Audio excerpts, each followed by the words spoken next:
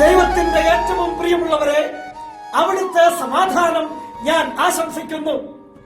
ഇന്ന് കർത്താവ് നമുക്ക് നൽകുന്ന ദൂത് സുഭാഷിതങ്ങൾ 10:22.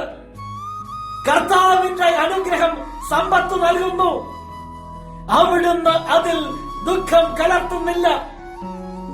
ദൈവാനുഗ്രഹത്തോടെ നേടിയ സമ്പത്തിൽ ദുഃഖത്തിന് സ്ഥാനമില്ല. കാരണം അത് നീ നേരിന്റെ മാർഗത്തിലൂടെ നേടിയതാണ്. അതിന്റെ പിന്നിൽ ആരുടെയും കണ്ണുനീരില്ല. നിന്റെ ദൈവം തന്നതാണ് ആ സമ്പത്ത്. അതിൽ അവിടുന്ന് ദുഃഖം കലർത്തില്ല.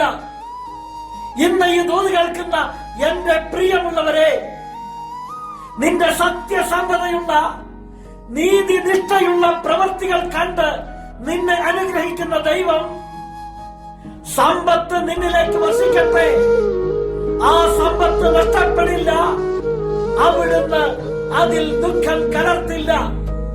നിന്റെ ദൈവം നിന്നെ സമൃദ്ധിയായി അനുഗ്രഹിക്കട്ടെ.